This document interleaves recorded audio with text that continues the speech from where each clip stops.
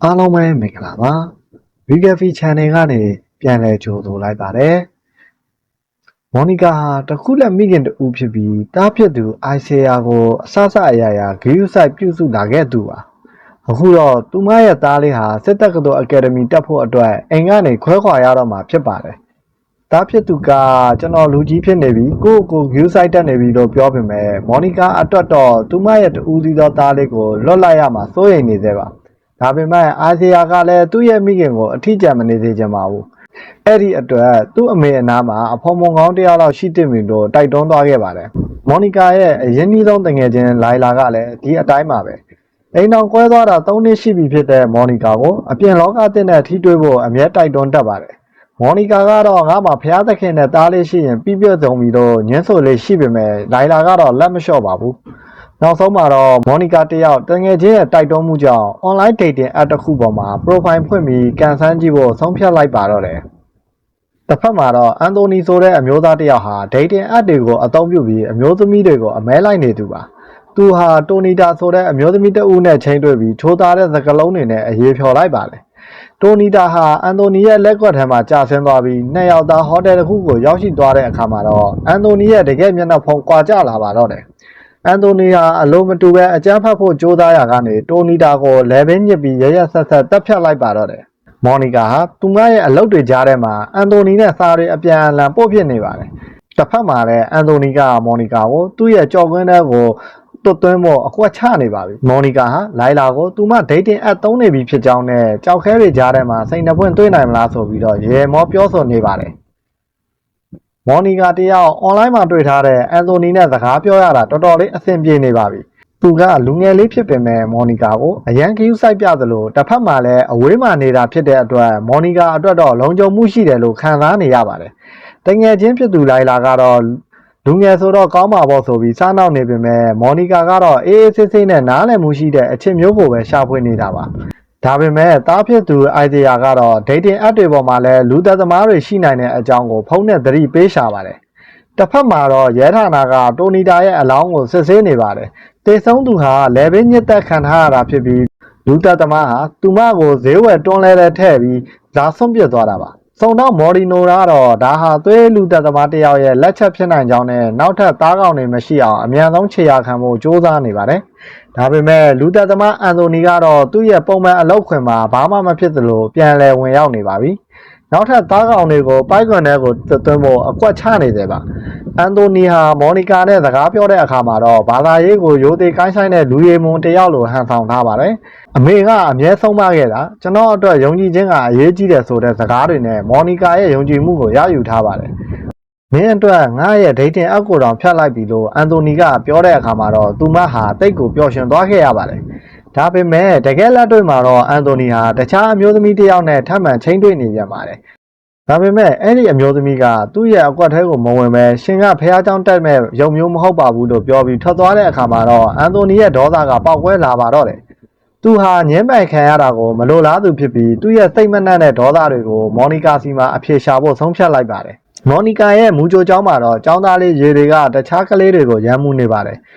ရေလီရဲ့အမေနဲ့စကားပြောတဲ့အခါမှာတော့အိမ်တွင်းအကြမ်းဖက်မှုတွေရှိနေနိုင်ကြောင်းနဲ့မော်နီကာကိုတန်တရားဝင်လာပါတယ်။ကလေးငယ်ကဖေဖေစိတ်ဆိုးရင်မေမေကနာကျင်ရတယ်လို့ပြောတဲ့အခါမှာတော့မော်နီကာဟာလူမှုဝန်ထမ်းတွေကိုအကြောင်းကြားသင့်မလားဆိုတာဝေခွဲမရဖြစ်နေပါတယ်။ဒီကစားပွဲကိုအဆုံးသတ်ပြီးမင်းနဲ့တွေ့ကြပြီးဒိုးနှစ်ယောက်တွေ့ရမယ့်အချိန်ရောက်ပြီးမထင်ဘူးလားလို့အန်တိုနီဟာဒေါသထွက်နေတဲ့ကြားကနေမော်နီကာစီကိုစာပို့လိုက်ပါတယ်။မော်နီကာတယောက်အစပိုင်းမှာတောင်းလုံးနေခဲ့ပေမဲ့တငယ်ချင်းဖြစ်သူလိုင်လာရဲ့အားပေးမှုကြောင့်နောက်ဆုံးမှာတော့အန်တိုနီနဲ့တွေ့ဆုံဖို့ကိုဆုံးဖြတ်လိုက်ပါတယ်။အန်တိုနီဟာလူကိုယ်တိုင်တွေ့တဲ့အခါမှာလည်းဓာတ်ပုံတွေကထပ်ပိုကြည့်ကောင်းနေပြီးမော်နီကာကိုလူကိုယ်တိုင်ကပိုလာတယ်ဆိုချိုးသားတဲ့စကားလုံးတွေနဲ့ချင်းကပ်လာပါတယ်။အသက်အရွယ်ကွာခြားချက်ရှိပေမဲ့အန်တိုနီကတော့အတွေ့အကြုံရှိတဲ့အမျိုးသမီးတွေကိုပိုနစ်သက်တယ်လို့ဆိုကသူမရဲ့ယုံကြည်မှုကိုရယူနိုင်ခဲ့ပါတယ်။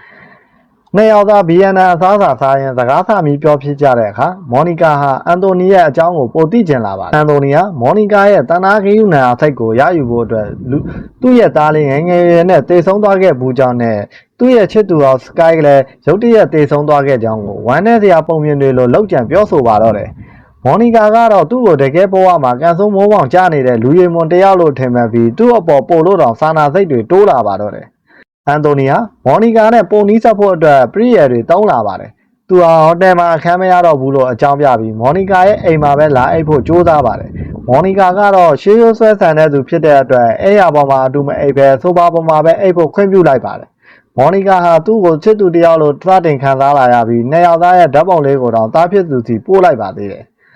တစ်ဖက်မှာတော့ဆုံးတော့မော်ရီနိုတို့အဖွဲ့ဟာတိုနီတာရဲ့အလောင်းကိုထပ်မံစစ်ဆေးရင်ထိန်းလန့်ဖွယ်ရာတစ်ခုကိုတွေ့ရှိလိုက်ရပါတယ်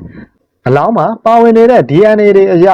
တည်ဆုံးသူတယောက်တည်းမဟုတ်ပဲနောက်ထပ်ဒုတိယမြောက်သားကောင်တအုပ်ကရှိနေကြောင်းသိလိုက်ရပါတယ်ဒါဟာတာမန်လူသက်မှုမဟုတ်ပဲသွေးအေးလူသက်သမား CDA ကေလာတယောက်ရဲ့လက်ချက်ဖြစ်နေတာပါရဲတွေကဒေတင်အပ်တွေကနေတစ်ဆင့်တရားခံကိုခြေရာခံဖို့ကြိုးစားနေပေမဲ့အချိန်ကတော့အရန်နှွေးကွေးနေပါတယ်အန်တိုနီဟာမော်နီကာနဲ့အဝေးမှာမနေနိုင်တော့ဘူးလို့အကြောင်းပြတာသူမနေထိုင်တဲ့မြို့မှာပဲအလုပ်တစ်တစ်ခုရှာလိုက်ကြောင်းပြောပြလာပါတယ်သူဟာမော်နီကာရဲ့အိမ်ထဲကိုအပီးပိုင်ဝင်ရောက်နေထိုင်ဖို့စတင်ခြေလှမ်းပြင်ဆင်နေပါပြီမော်နီကာကတော့ဒါကအယမ်းမြန်လွန်းတယ်လို့ထင်နေပေမဲ့အန်တိုနီရဲ့မင်းကိုချစ်တယ်ဆိုတဲ့စကားလုံးတွေအောက်မှာအရေးပျော်နေရပါတယ်မော်နီကာတယောက်အန်တိုနီနဲ့ပိုပြီးနီးစပ်လာလေသူ့ရဲ့ထူးဆန်းတဲ့အမူအကျင့်တွေကိုသတိထားမိလာလေဖြစ်ပါတယ်တစ်ဖက်မှာလည်းရဲတပ်ဖွဲ့ကဈေးဝယ်တွန်းလဲလူသက်သမားလို့အမည်ပေးထားတဲ့သွေးအေးလူသက်သမားဟာဒုတိယမြောက်သားကောင်ကိုပါတပ်ဖြတ်ဆွန့်ပစ်ခဲ့ကြောင်းသတင်းထုတ်ပြန်လိုက်ပါတယ်မော်နီကာရဲ့တငယ်ချင်းလိုင်လာကတော့ဒီသတင်းတွေကိုစိတ်ဝင်စားစောင့်ကြည့်နေပေမဲ့မော်နီကာကတော့သူမဘေးနားမှာရှိနေတဲ့သူဟာဒီလူသက်သမားဖြစ်နေမယ်လို့အိမ်မက်တော်မမှတ်ဘူးပါဘူးမော်နီကာရဲ့မွေးနေ့ပါတီကိုအန်တိုနီရောက်ရှိလာပါတယ်စာပိုင်းမှာတော့သူဟာလူရည်မွန်တယောက်လိုဟန်ဆောင်နိုင်ခဲ့ပေမဲ့အရက်မူးလာတဲ့အခါမှာတော့သူ့ရဲ့ဇယိုက်မှန်ထွက်လာပါတယ်သူဟာမော်နီကာရဲ့16နှစ်အရွယ်တူမလေးကိုဟိုတယ်လိုက်ခဲ့ဖို့နှာဘူးဆန်ဆန်စီးရုံးခဲ့တာကိုမော်နီကာသိသွားတဲ့အခါမှာတော့သူမတိတ်ကိုဒေါသထွက်သွားပါတယ်အခုချက်ချင်းငါအိမ်ကထွက်သွားတော့လို့မော်နီကာကမောင်းထုတ်လိုက်တဲ့အခါမှာတော့အန်တိုနီဟာသူ့ကိုညှင်းပယ်ခဲ့တဲ့အခြားမျိုးသမီးတွေလိုပဲမော်နီကာကိုရန်မှုဖို့ကြိုးစားပါတော့တယ်အန်တိုနီဟာမော်နီကာကိုအခန်းထဲမှာပိတ်လောင်ပြီးအကြမ်းဖက်ဖို့ကြိုးစားပါတော့တယ်ဒါပေမဲ့မော်နီကာဟာတာမန်အမျိုးသမီးတယောက်မဟုတ်ပါဘူးသူမဟာအန်ရဲ့ဂျားထဲမှာဆေးအေးထားပြီးအန်တိုနီကိုပြန်လဲထောင်ချောက်ဆင်ခဲ့ပါတယ်သူမကအန်တိုနီကိုချေစနိုးအမည်နဲ့အန်လို့ခေါ်ပြရစေဆိုပြီးစကားချိုသွေးကသူ့ကိုကတဲ့မှာကျိုးနဲ့တုပ်ဖို့သဘောတူအောင်ဆွဲဆောင်လိုက်ပါတယ်လူသက်သမားအန်တိုနီတယောက်မော်နီကာရဲ့အကွက်ထဲကိုကြားရောက်သွားပြီးကတဲ့မှာအချီခံလိုက်ရတဲ့အခါမှာတော့မော်နီကာဟာသူ့ကိုပြက်ပြက်သားသားတုပ်ပြန်လိုက်ပါတော့တယ်တစ်ချိန်တည်းမှာပဲစုံတော့မော်နီနိုတို့အဖွဲ့ဟာအန်တိုနီရဲ့တိုက်ခန်းကိုဝင်ရောက်စီးနှင်းရာကနေမော်နီကာရဲ့အမည်ကိုတွေ့ရှိသွားပြီးသူမရဲ့အိမ်ကိုအပြေးအလွှာရောက်ရှိလာပါတယ်မော်နီကာဟာဘေးကင်းသွားခဲ့ပေမဲ့သူမရဲ့ယုံကြည်လွယ်မှုကြောင့်အသက်ဘေးနားအထိရောက်ခဲ့ရတာကိုနောင်တရနေရှာပါတယ်နောက်ဆုံးမှာတော့ရဲတပ်ဖွဲ့ဟာထပ်ပြေးဖို့ကြိုးစားနေတဲ့အန်တိုနီကိုဗတ်စကားဂိတ်မှာအမိအယဖမ်းဆီးနိုင်ခဲ့ပြီးဈေးဝယ်တွန်းလဲလူသက်သမားရဲ့ဇလန်းဟာနှီကုန်းချုပ်သွားခဲ့ပါတယ်ဒီဖြစ်ရဆိုကြီးအပြီးမှာမော်နီကာဟာပုံမတန်မာတဲ့အမျိုးသမီးတစ်ယောက်ဖြစ်လာပါတယ်သူမဟာအိမ်တွင်းအကြမ်းဖက်မှုခံနေရတဲ့ရေလေးရဲ့အမေကိုလည်းမိန်းမတစ်ယောက်အတွက်တယောက်တည်းနေထိုင်တာဟာအထီးကျန်တာမဟုတ်ပဲခွန်အားတစ်ရပ်ဖြစ်တယ်လို့အားပေးစကားပြောကြားခဲ့ပါတယ်မော်နီကာဟာသူမကိုသူမမိဖုရားတစ်ယောက်ထက်စစ်တီတော့မင်းသမီးတစ်ယောက်အဖြစ်ပုံမခံယူရင်းဇလန်းလေးဟာအဆုံးသတ်သွားပါတယ်အွန်လိုင်းပေါ်ကအချစ်တွေနောက်မှာကြောက်စရာကောင်းတဲ့အမောင်လူတွေရှိနေနိုင်တယ်ဆိုတာကိုဒီစကားကသတိပေးသွားပါတယ်အန်ရဲ့ကြားကနေကိုကာကွယ်နိုင်ခဲ့တဲ့မော်နီကာရဲ့တတိကိုချီးကျူးရစိတ်ဝင်စားစရာရုပ်ရှင်တွေမှာပြန်လည်ဆုံတွေ့ကြပါမယ်အားလုံးပဲဘေးကင်းကြပါစေ